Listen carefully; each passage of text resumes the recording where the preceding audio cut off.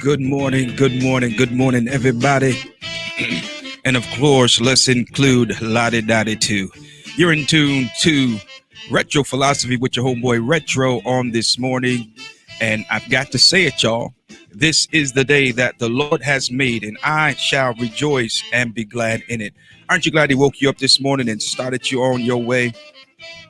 Church folk, you say, I'm clothed and in my right mind, a mind to give Him the praise, the glory, and the honor. Little jazz in the background for you. Last time I played some music, they blocked the video, so I said maybe I can play some jazz with no words, and I might get by with at least a little something in the background. Boy, I tell you, it feels like Friday, but it's just Thursday. Okay, it feels like Friday, but it's only Thursday. I'd like to say good morning to everybody that presses play. Somebody say hashtag press play. I'd also like to say good morning to those that hit the speaker button. Good morning to you as well. Somebody told me one time it takes all kinds. So we've got to learn to just be grateful. Just be grateful. I believe it was the Apostle Paul that said he has learned to be content. Amen. Because godliness with contentment is great gain. Once again, we want to thank you for pressing play on this morning. I kind of like that jazz mix right there. Yeah, I kind of like that. I kind of like that. I was going to say church. We ain't at church. We're on the radio this morning. Check it out. I want to talk to you real quickly just about a simple word, and that word is simply change. If I have my singing anointing this morning, I'd bust out in a song and sing Sam Cooke, "A Change Is Gonna Come." Oh, and I like that song. It's pretty nice. But what we've got to understand, I got stuck with a little stutter right there. What we've got to understand, great people, is that change is inevitable. I'll say that one more time. Change is inevitable. And sometimes we can never, and I kind of touched on this on last night, I think it was, sometimes we can never be completely prepared for the change that's on the way.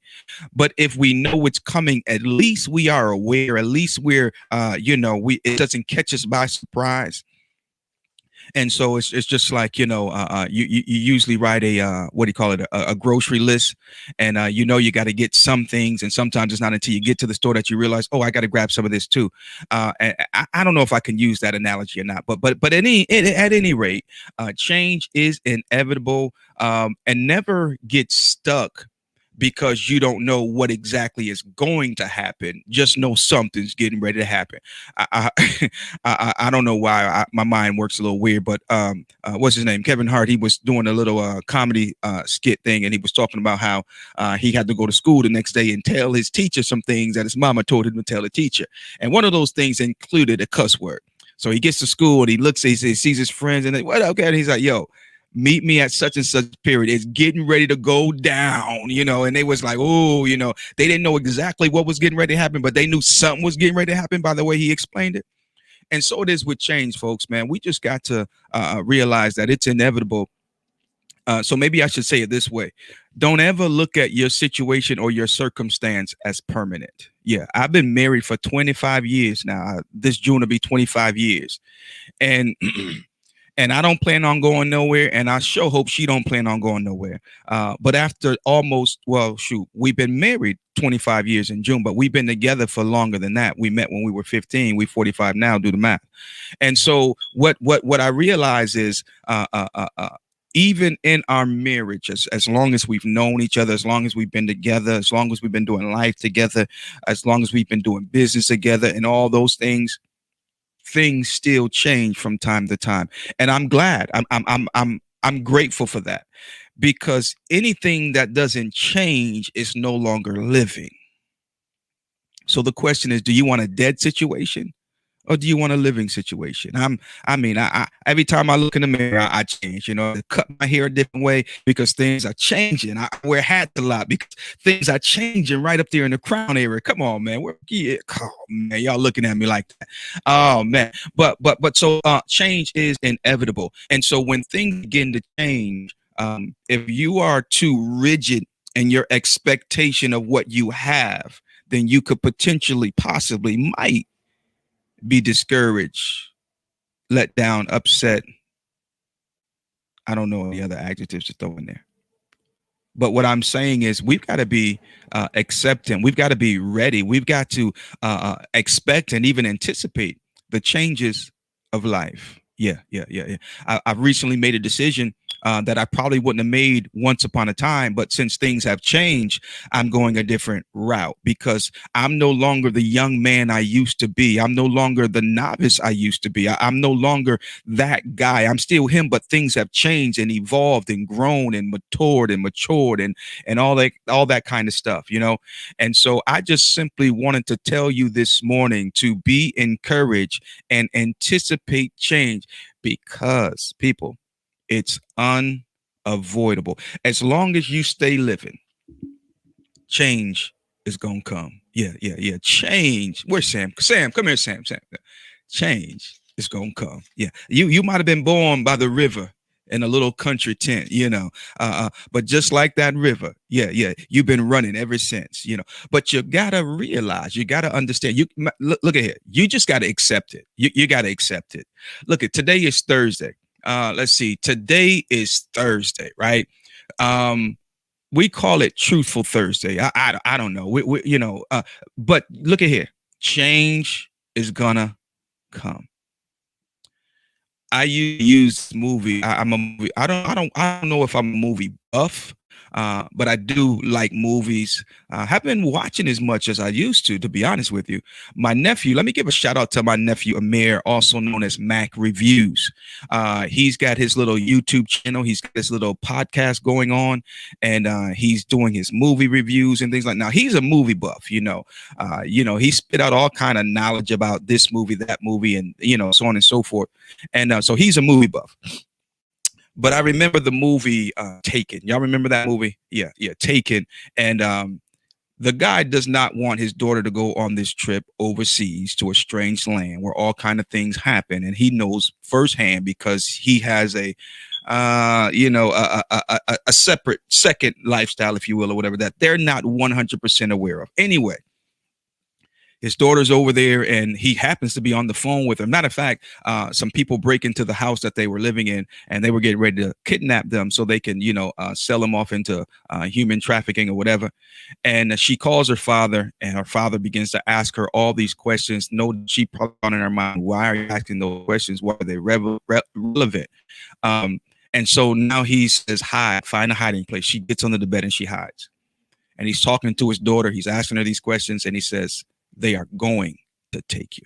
He says, you are going to be taken, And so what he was doing was preparing her for the inevitable. If you sit there and act like it ain't going down, then you're not going to be prepared for when it does go down. You understand what I'm saying? It's almost like the proverbial ostrich sticks his head in the sand, and because his head is in the sand and he cannot physically or literally see the danger, he feels as though he's now safe. No, it don't work like that. That's as a matter of fact, you are now in more danger. So let me say this. You can sit there if you want to and act like that situation doesn't exist.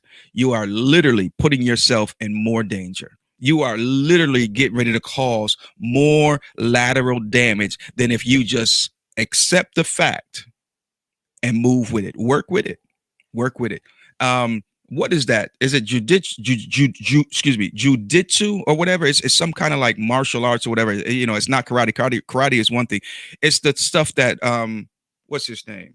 Oh man, what's that guy's name? Steven Seagal. It's the stuff that he does. I think it might be jujitsu. But anyway, what they do in that style of fighting, if you want to call it that, probably not. But anyway, what they do is they work with the momentum that you are giving off. So it's not so much that they're fighting, but they're taking the momentum that you're putting out and then they're just replacing it, redirecting it. And sometimes that's what we have to do in life. You're not going to be able to stop that punch that he's getting ready to throw at you. There's nothing you're going to be able to do to change his mind from trying to hit you. Facts. And you're not even sure if it's going to be the right hand or the left hand. You're not really sure if it's an uppercut or if it's going to be a jab or what it's going to be. But if you accept the fact that it's getting ready to go down, when he throws it, you're already in that mode to kind of, and so now you'll be able to adjust quicker. adjust more quickly, to what's coming at you, and then redirect it. I said the other day, and you'll hear me say this for a whole lot, for a long time. You'll hear me talk about this. Changing the narrative. Now, this guy says, I'm getting ready to knock you out. This situation that you're facing, it's saying, I'm getting ready to knock you out. I'm getting ready to take you out. I'm going to knock your block off. That's what the situation and the circumstance is saying. But you can change the narrative. And when that situation comes at you, see, number one, you're not afraid of it, because, in life, you might not be able to beat what's coming at you. But at the same point, you don't have to be afraid, and you don't have to run, because if you do, then that thing is going to just continue to bully you. But sometimes you can stand up to the bully. They might still take your lunch money, but the next day they're going to have a little bit more respect for you if you do it right, if you do it right. But anyway, it's all about redirecting it. It's all about changing the narrative. We talked a little bit about Joseph on last night during our Bible study. Joseph's brothers sent him off in slavery. His brothers eventually come to where he is, not knowing he's there, and he's the second man in charge. And they come there for the purpose of getting some food to sustain life for them and their father and everybody. And Joseph sees them, and he wants them to feel the pain. He wants them to pay for what they did to him. But then his maturity kicks in. His integrity kicks in, and he's no longer getting satisfaction out of that plan. And so he reveals himself to them, and they're apologizing and everything. And Joseph understands that the narrative has already been changed. He says, you meant it for evil, but God meant it for good. That's what I'm talking about changing the narrative. Was it meant for evil? Yes, absolutely. But when you can see that even though it was intended for evil, even though it was intended to take me out, God caused it to work for my good. So it's changing the narrative. This may be your narrative, but my narrative is this. And thus changing the narrative. Okay. And so in life, let's just say it like this. Maybe today, you might be going through something, or you might be faced with something before the day is out. I want you to understand that you do have the power to change the narrative. I want you to understand, don't be afraid of it, because it's getting ready to go down. Yeah, it is getting ready to happen. So sometimes we're best just standing firm, plant your feet, plant them good, and brace for it, because it's getting ready to happen. It's getting ready to happen. But what I like about it is, because you were ready for it, and because you braced for it, you might not have enough time to get out of the way, but your mind works a whole lot faster than your limbs. You understand what I'm saying? So as it's coming at you, you can, real talk, you can play this thing out. Your mind is amazing. Before it even hits you, you can play that thing out several different ways. Once the hit hits you and you realize, no one, it didn't knock you down, because, this is me, he about to hit me. I'm sizing him up. You know what I'm saying? I can't get out the way quick enough, because it's already coming. And my mind is playing that thing out several different ways. If he hits me and knocks me down, then I'm going to resort to some ground pounding. Yeah. I might hit the ground, but I'm grabbing that leg, knocking that knee out, getting him down on the ground. And now I've got the advantage. You see what I'm saying? Because a lot of times people don't think any further than knocking you out. And they got all their eggs in one basket. Their plan, their goal, their aim is only to knock you out. They didn't take into consideration that you might have a tough jaw. They didn't take into consideration that you might have a strong chin, and you might take it. It might knock you down, but it doesn't render you useless. And they wasn't counting on that. They thought once they hit you that there was going to be a done deal. They were going to sit there, throw their hands up and shout victory. But you thought it through, because you knew it was coming. You couldn't stop it. You braced for it, and you counteracted, thus changing the narrative. Maybe he hits you and you don't get knocked out. But what I've learned, see, What I've learned, folks, is simply this: that hit connects with your jaw. And if you just standing there, it's going to hurt a whole lot worse. But as it's coming, you roll with it. It still hits you. It might still damage you a little bit, but the force is going to be different because you rolling with it. So some of it is rolling right off. Yeah. And as I roll off, I counteract with a roundhouse kick. Come on, somebody. Don't mess with me now. I got some skills, yo. Don't mess with your boy. You don't sleep on me. I'm saved, but not soft. Come on now. I got saved, but not amnesia, And so this is how life is, though. You're gonna hit me. Life, you're gonna hit me. But I got a counteraction for you. Yeah. You might knock me down, but that might be the worst thing you want to do, life, because my ground game is fierce. I do some damage on my feet. I got a decent jab. I got a mean uppercut. You know what I'm saying?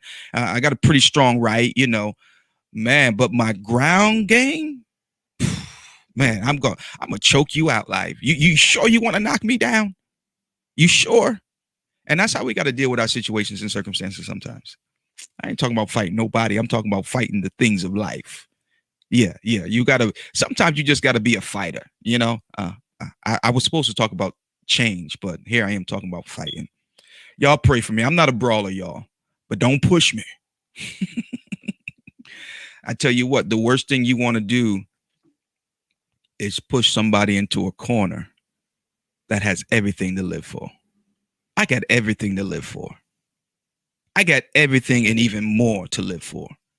And I refuse to let you, them, or anything else take me out.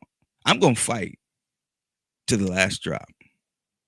I mean, it's just, it is what it is. It is what it is. But let me say this to you. Fighting is really something. Well, hold on. Let me pause. Let me pause and think about this. I was going to say fighting has to be strategic, but what happens is some of us are pushed to a point where we fight. And sometimes just fighting can get you in trouble. Let me try to clear that up and break that down a little bit. Muhammad Ali was a very wise boxer. He was skilled and strategic. And he would talk so much trash till a lot of times the opponent's fight plan was out the window. Now all they wanted to do was kill this guy because he talking all this trash, and they get mad. They get angry. And now they're just out there brawling. They just want to knock him out. They no longer following the plan that they had set up, the strategy that they had to win the fight. You understand what I'm saying? And so if all we are doing is fighting, then we're really just, we got to be strategic. Sometimes to win the war, you got to sacrifice a battle here and there. Yeah. Sometimes the enemy has to think he has the upper hand. Sometimes he's got to think that he's even winning. But all along, you're being strategic, being calculated. Come on, somebody. Because you're not there to fight. You're there to war. And so, whenever, I did a little training back in my teenage days, right? Down over in the South End. Nothing major, a little something, enough to, and so boxing is boxing is a sport. Fighting isn't. Yeah. And so when you're in that ring, number one, there are rules that you got to abide by. And one of the most important things, man, you never get in the ring against an opponent you haven't studied some shape, form, or fashion. Look at the situations and circumstances that you are facing and that you're dealing with, so on and so forth. And you have to begin to study them. How are you going to conquer something that you know? I mean, that's just my opinion. I believe there are rules of engagement. I believe that, let's go to the Bible because, how can I not reference the Bible, right? It's just your boy. You know what I mean? So the children of Israel are on their way to what is explained to them as the promised land. But on the way to the promised land, there is a city that's shut up. It's boxed in. It's walled in. It's protected. You can't get in. You can't get out. And one of the reasons it's this way is because they have already heard about these folks who are coming in their direction. But anyway, the point that I want to make is Moses, I believe it was, sent out spies. He sent out spies, and their job, folks, was simply to go in and spy out the land. They needed to go in there and find out who was there, and was it to find if there was a potential weakness for an entry point, or so on and so forth. And they weren't to engage. They would just go in there and spy out the land. Okay, so I say that to say this: before you can conquer something, first check it out. Yeah. I mean, and that applies to so many things. Check it out. Do your due diligence. Do a little homework. Do a little research. You might want to find out who has conquered this thing before, because it seems like it's gonna be a hard one for me. So maybe I might want to find out who has conquered something similar. Find out what was their strategy. And once you find out what their strategy was, then you can look at it and see if there's anything in or about their strategy that you can implement. Why reinvent the wheel if someone already got a nice one that's rolling real good? Sometimes what we need to do instead of reinventing the wheel is just go buy some Armor All. Yeah, so that the wheel that's already invented can shine. Yeah, it's not all about reinventing it. Sometimes it's just about dressing it up. That's just a thought. It's just a thought. A little retro philosophy for you on today. So don't let the enemy, don't let these circumstances that you're facing make you feel as though things are blown out of proportion. All right, I'm getting ready to get semi deep on you. Somebody who just pressed play, somebody that's watching right about now. Yeah, you need to hear this. You need to hear this. If you think this is for you, tell me, because I need to hear this. Just put that in the comment section. Hey, good morning, Sister Nadine. How are you doing? God bless you, and heaven smile on you in Jesus' name. You've got to realize that it's not as bad as you think it is. Yeah. See, the enemy wants to blow it up. One of my favorite scriptures, one that I reference a lot, refer to a lot, quote quite a bit. He says, "The devil, who is your adversary, walketh about." Watch this. This is a key word. As, not the other. Yeah, as. He walketh about as a roaring lion, seeking whom he may devour. So when you really break that down and really look at it, he does not have the right nor the ability or the permission, for that matter, to just go in and just devour anybody he wants to. So with that said, if the enemy shows up at your door, he's already got past the perimeter, right? And he's in your stuff. Then guess what? God knows that he's there. Okay.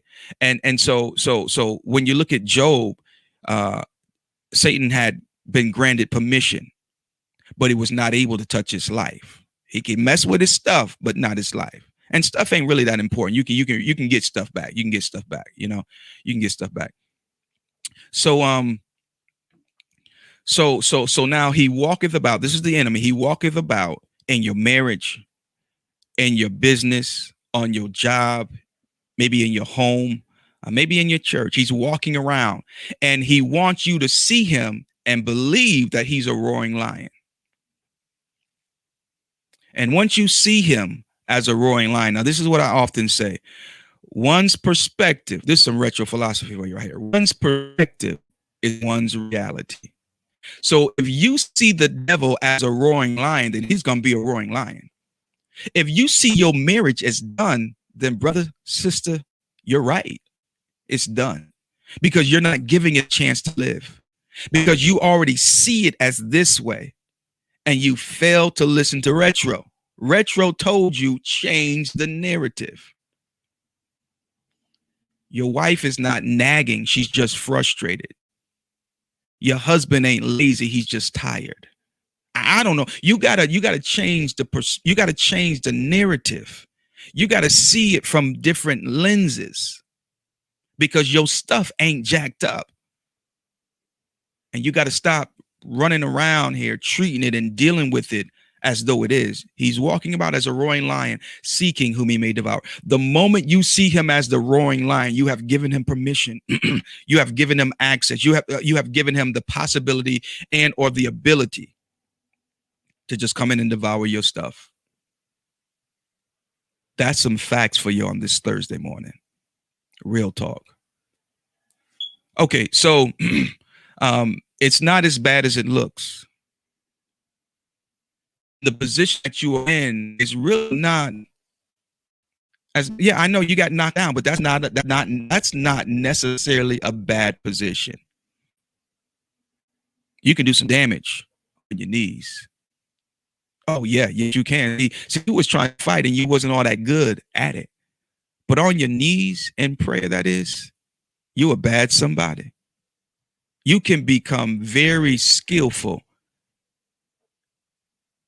in the art of prayer. And the art of prayer. There's strategy to this thing called prayer. You don't just jump in and start screaming and begging and hollering and no. There's a way to approach prayer. The Bible says we know not what we ought to pray for. We know not what to pray for as we ought, but the Spirit itself maketh intercession for us. Yeah. So I don't even know how to really pray, but I do know how to approach God with reverence. Remember when the disciples, they said, Lord, teach us to pray.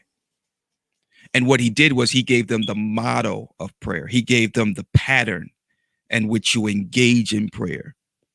Our Father, which art in heaven, hallowed be thy name. Reverence God before you beg God. You know, I mean, that's it in a nutshell. Reverence him before you beg of him. And then your prayer, it ought to be that his will be done on earth as it is in heaven. And then you can, move on from there. So prayer is a very effective tool, but even with that, there are rules of engagement. Okay.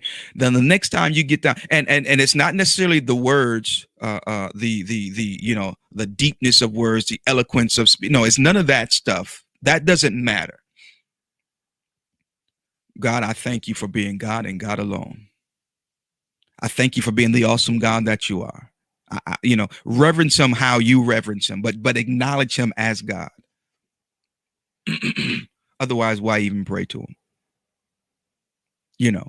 And then, Jesus prayed this awesome prayer. I believe it was one of the most powerful prayers ever prayed, because had that prayer never prayed, then we wouldn't be where we are right now, because he would have never went to the cross, because his will was that the cup that was set before him would be passed or would be removed, or in layman's terms, that he wouldn't have to deal with, that he wouldn't have to go to the cross, that he wouldn't have to suffer the way he was getting ready to suffer. But he said, nevertheless, see, you can be honest with God. Some folk, they get so deep that, they trying to tell God a lie. They trying to fluff God. Come on, who does that? Where they do that at? He's the all-knowing, the all-seeing. And so Jesus was literally straightforward and honest with the Father. He said, Lord, if it be possible, if there's any way, let this cup pass. But nevertheless, not my will, but thy will be done. Yeah. You see that, right? Yeah. So the power of prayer, the tool that we have through prayer is really awesome. And somebody needs to hear this. I don't need to even, sugarcoat it. Somebody needs to hear this. Somebody needs to understand that you have the ability to commune with the Father that's waiting to hear from you. Not only is he waiting to hear from you, but he's waiting to hear from you because he wants to grant you the miracle that you need. Okay. And so he says, nevertheless, not my will, but thy will be done. And we see Jesus getting up after that prayer and going to the cross.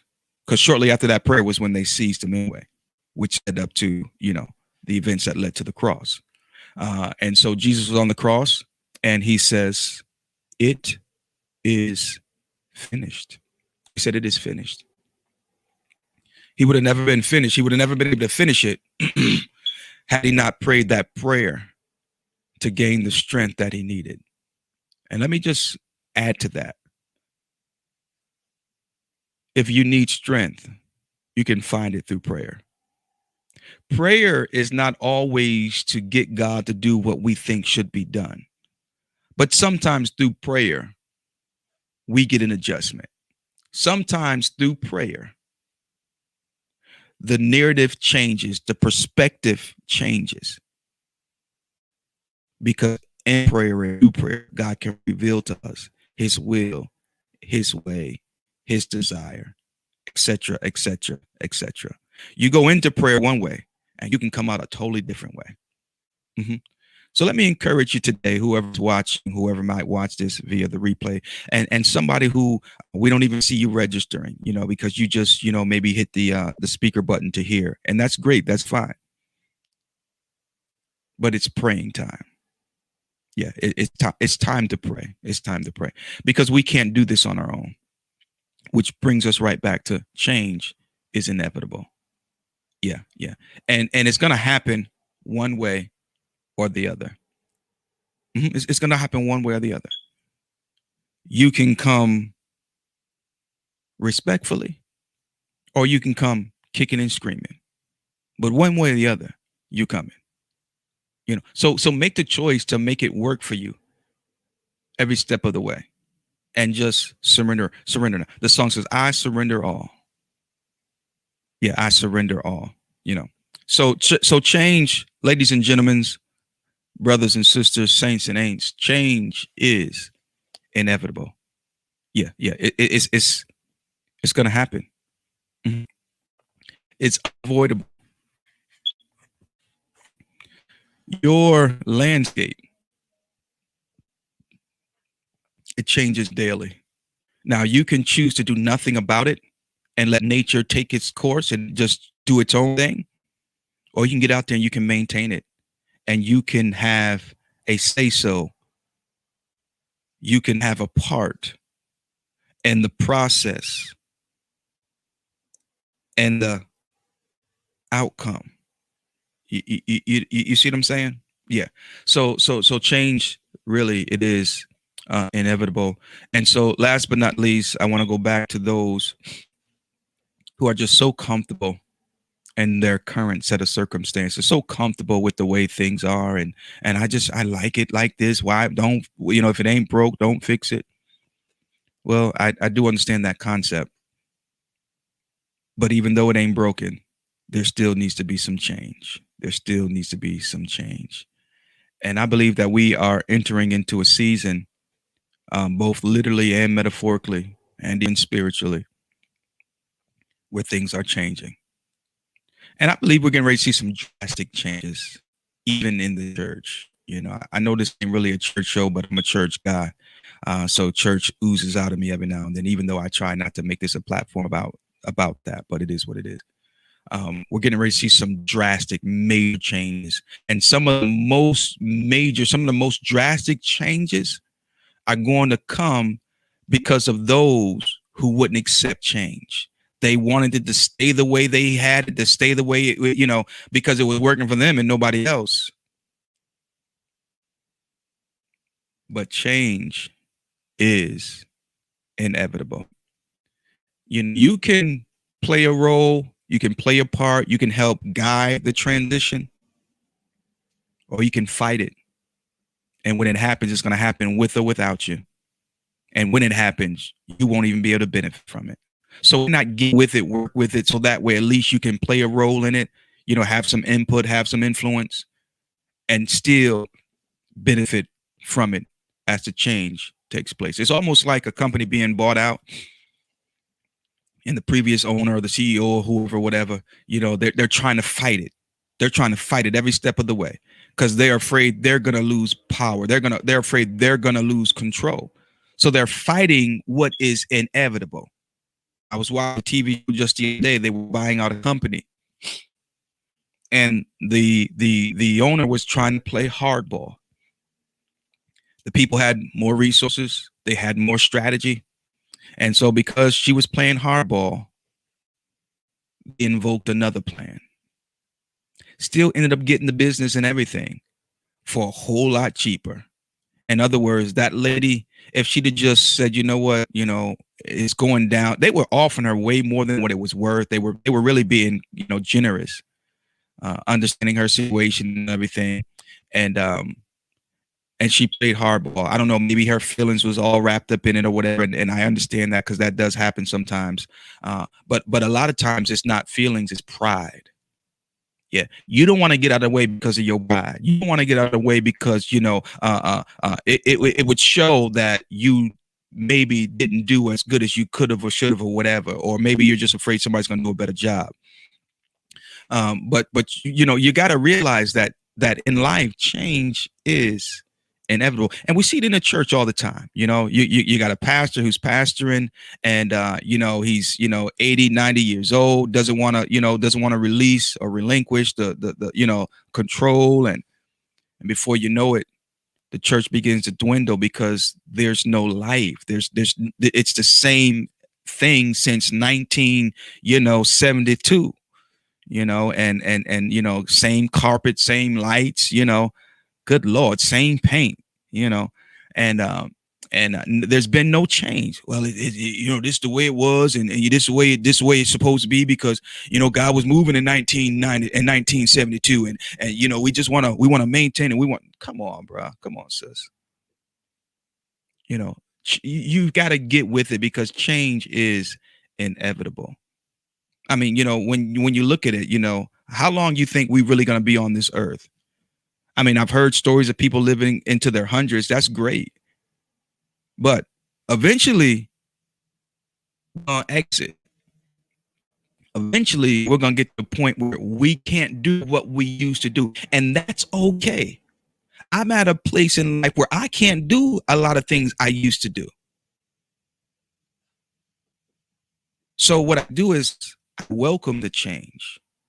I embrace it so that I can prepare. Because if I don't embrace it, then I'm saying it doesn't exist. No, it does. So I need to get ahead of the game. I need to find out what I got to do next so I stay relevant. Come on, somebody. And you don't have to be in the same position all the time to stay relevant,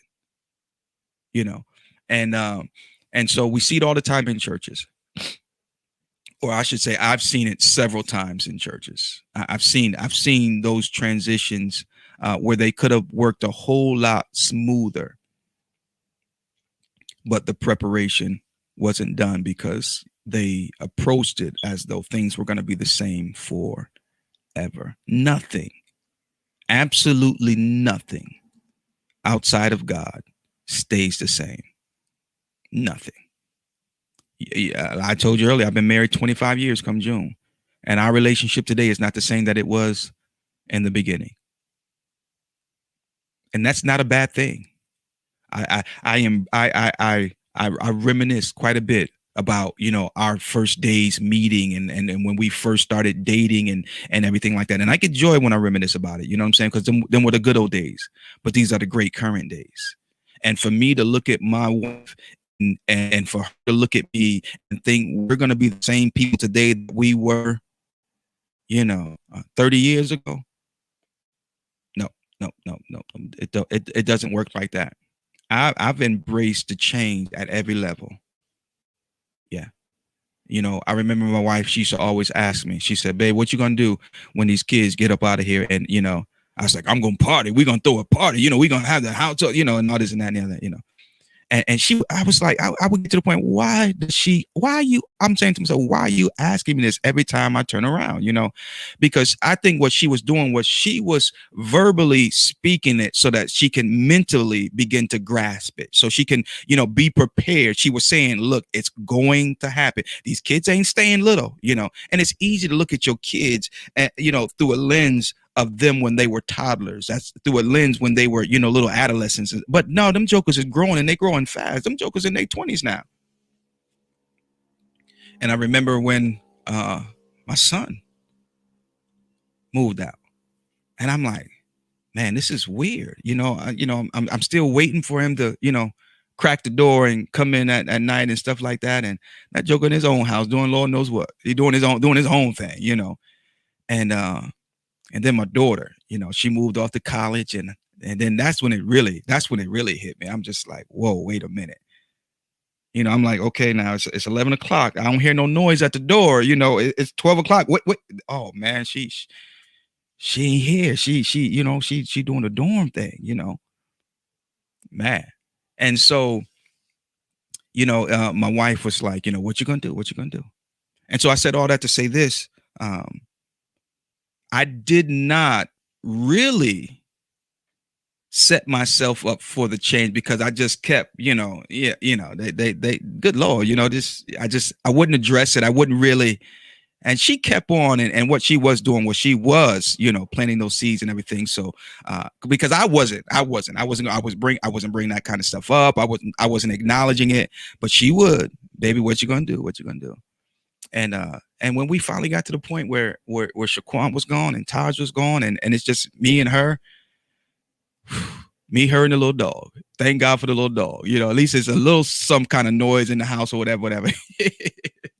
But real talk though, man, it's like, it's inevitable. Those things happen. And so we had to we embrace the relationship at another level, because circumstances change and things surrounding us change. So ultimately that will cause change in what you have. You know what I'm saying? And so, we've just got to be ready, folks. Don't look at your kids and take this concept, and you can just apply it broadly. Okay. We can't look at our kids because we love them and we don't really see them ever going out and doing their own thing. We can't let that cause us not to prepare them properly for the real world, because one day, sooner or later, they're going to be out on their own. Will they be able to go to the supermarket and do their own shopping? Will they be able to do their laundry? Will they be able to cook for themselves? Will they be able to pay bills and manage money? Will they be able, you understand what I'm saying? Will they be able to even know how to negotiate things for themselves on their own? See, change is inevitable. And sometimes we never think about the process of change.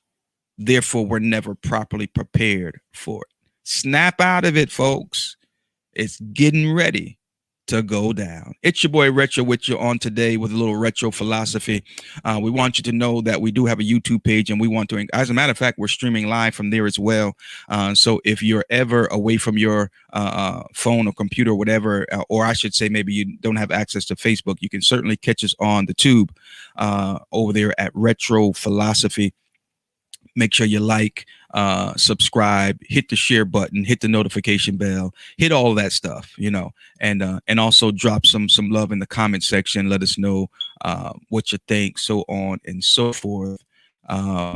So change is inevitable, y'all, and get ready for it. Be prepared for it so that you can benefit from it and so that you can remain relevant. God bless you and heaven smile on you. I've got some things I got to do today. We're getting ready for a little trip this weekend. Me and the wifey and a couple of the nights. We're gonna mount up and we're gonna head out for a little quick trip. Knock out a few. Just a little ride, just a little something. We ain't going too far, but we're going far enough. And so I'm actually getting ready to go out there and get my bike ready. I got to do some prep work. Yeah, I'm actually gonna install some lights. Because we will be doing some riding through the night. Not a whole lot of night riding, but we will be out there. Mr. Holly, how you doing, brother? God bless you and heaven smile on you. Yes, Lord. Let's see. Sad and sorry when that never changed. Come on, brother. Sad and sorry when that never changes directions. And that's just life and real talk for you right there. You know what I mean? And courtesy of Mr. Holly himself, Pastor Holly, Prez of the Ohio chapter Kingdom Knights. Them some riding brothers right there. All them Knights is some riding brothers. You know, I'm proud to be a Knight, man. I'm proud to be associated with the Kingdom Knights motorcycle industry. And yeah, some riding brothers right there. All right. So yeah, so I'm gonna install some lights, Pastor Holly, some lights on my bike, man. And because you know, at nighttime you want to make sure you light it up, you know what I mean? So you can see and so that they can see you. And then I'm gonna go ahead and clean her up, man, get her real nice and clean. My daddy instilled that in me when I was a kid, man. Every time we got ready to take a trip or go somewhere, man, he get out there, he get the ride cleaned up, man. You don't hit the highway with a dirty car, you know, you get clean it up, you know, make sure it look good. Boy, I miss my daddy, man. He was something else. I love that man to the moon and back. Amen. All right, y'all. I'm gonna go. I'm gonna roll, make it do what it do. I hope you do the same thing. Have a good day. Yeah, it's cold, man. I'm sure it is, man. But yeah, man. Who's man? I might be your way. I gotta go up to Massachusetts next week. We have to put away my little cousin. He passed on yesterday on Monday. On Monday, I think it was. And so I'm gonna ride up there. I'm gonna take the chance and I'm gonna ride up there, Nick. And yes, sir, I love Knights too, brother. And depending on what weather's looking like on my way back, I don't know. We might end up somewhere else. We might take a detour. You know. All right, y'all. God bless you and heaven smile on you. Thank you, sir. Thank you for your condolences. Thank you for your prayers. I know praying for me and lifted me up. And so it is greatly appreciated. So yeah, make sure you know that part right there. All right, y'all. We will catch you guys on the next go round. Until then, you be blessed and let the Lord have his way.